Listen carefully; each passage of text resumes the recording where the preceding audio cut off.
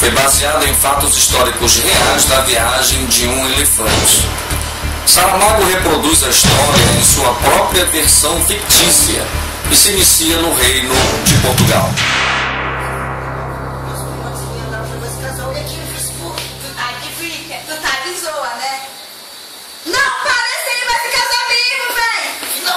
Eu pensei que essa qualquer era Fanta. Mas o que a gente vai dar pra ele? Boa pergunta, meu. Eu também não sei, ó. Mas que espécie de rainha é você? Tu fala comigo, fala baixo, senão hoje não vai ter cavalinho. Se acalma. Sente-se. Tive uma ideia. Vamos naquele elefante inútil. A gente não vai sair não. No dia seguinte, o rei enviou uma carta ao arquiduque Maximiliano da Áustria. Nela, ele expressou tudo de positivo que o elefante traria e o fato de que esta era a coisa mais preciosa que Portugal possuía. Depois de enviar a carta, o rei fez uma visita ao elefante e seu tratador. O elefante não era tão grande quanto seus parentes africanos e também tinha orelhas mais curtas. Nossa, mas que elefante sujo. Onde está o tratador? Está ali, senhor. Olha aí o elefantezinho bonitinho. Quem é? Mostra a trombinha. Mostra a trombinha. Que bonitinho. Trate de limpá-lo. Qual o nome do tratador? Subiru, senhor. Subiu o quê? Subiru, senhor. Com H no final, vossa majestade. Mas que diabo de nome é esse? Era pra termos batizado de Joaquim quando ele chegou. Então, achou ele bonito? Bonito ou feio é relativo, senhor. Minha mãe, por exemplo, me acha lindo. Sério? Eu não acho. Por fim, a resposta do arquiduque veio 3 dias depois. Era positiva, e na carta, o arquiduque trocou o nome de Salomão pela primeira vez, aborrecendo o rei. Finalmente, a viagem do elefante se iniciou. A comitiva partiu com o cornaca sobre o elefante. 2 ajudantes, o comandante, a cavalaria, os homens do abastecimento e o carro de bois com água e alimentos. Ao longo do caminho, o carro de bois foi se atrasando e ficou muito atrás dos outros. O cornaca conversa com o comandante e dá a ideia de parar em uma aldeia para conseguir uma nova junta de bois. Começa a chover, obrigando o comandante a parar em uma aldeia. Durante a noite, se reúnem ao redor de uma fogueira. O que você vai fazer quando chegar em terra? Provavelmente, nada importante. Será como em Portugal. Seremos aplaudidos, depois esquecidos. Fazer o quê? Essa é a lei dos homens. Só conheci um elefante que me fez mudar essa concepção. Qual a história desse elefante? O elefante estava muito doente. Aí foram e pá!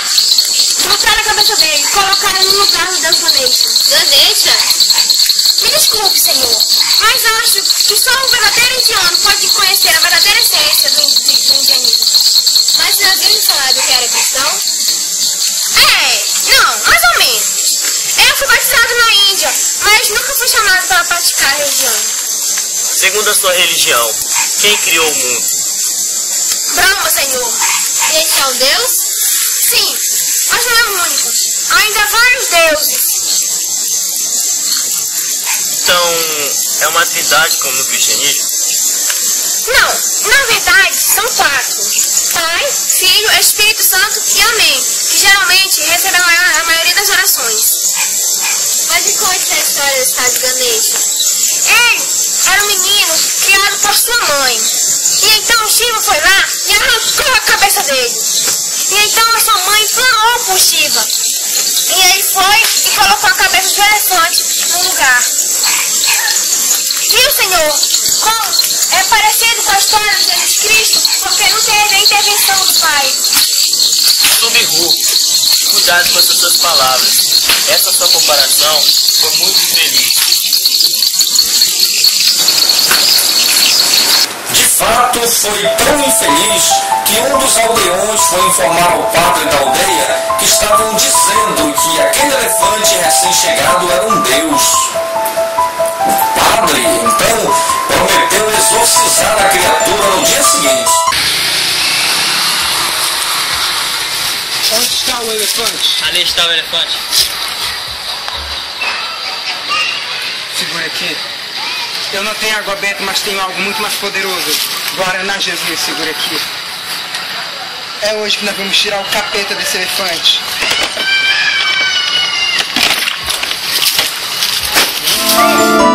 Após os incidentes na aldeia, a viagem seguiu.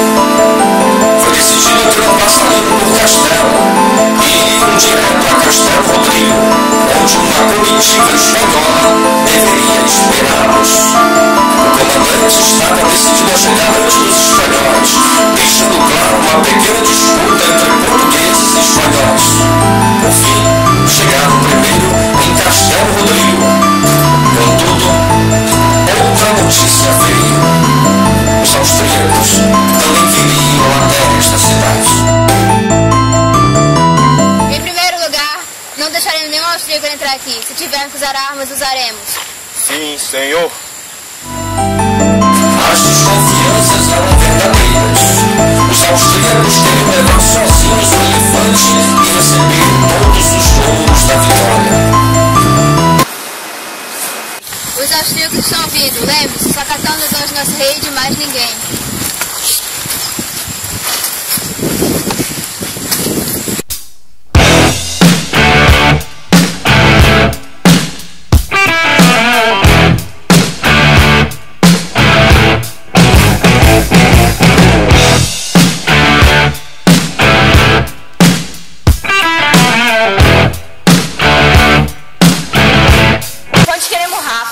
Viemos trazer o elefante sem intermediário.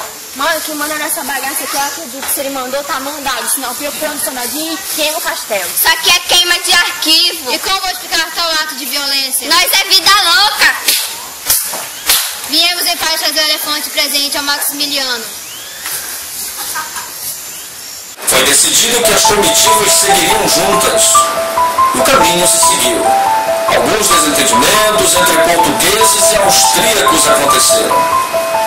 Finalmente, chegaram a Valladolid, que estava em festa.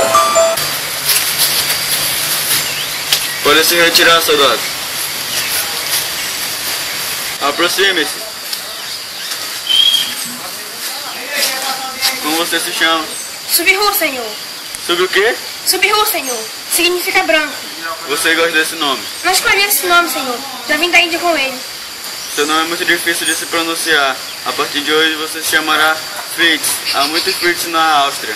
E você será o único com um elefante. Prefiro o meu antigo nome, senhor. Senhores, esse homem acabou de aceitar o nome que eu lhe dei. Tem a responsabilidade de cuidar do elefante Solimão. E respeitem-o. Antes, éramos Subiru e Salomão. Agora, somos Fritz e Solimão. Eu nasci para ser Fritz. E você podia descer sua laranja, não sei.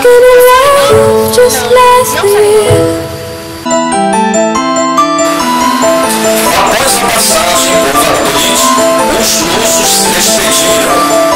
A viagem prosseguiu até Viena, passando por lugares inóspitos. Entre as paradas, uma chamou mais atenção. Em Trento, a igreja pediu que o elefante, agora um grande instrumento político, ajoelhasse na porta da igreja. E ele ajoelhou, o que foi considerado um milagre. Fritz se aproveitou disso e vendeu pelos do elefante para os cidadãos da cidade, ato reprovado pelo arquiduque. Após os acontecimentos, o elefante finalmente chega a Viena.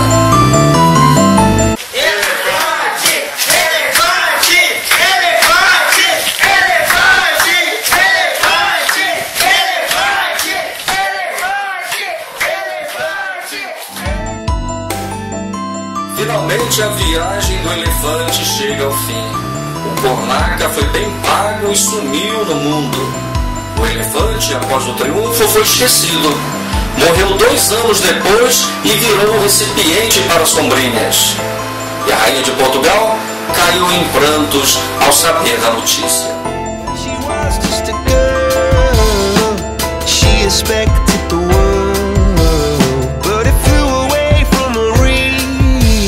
So she ran away falling asleep.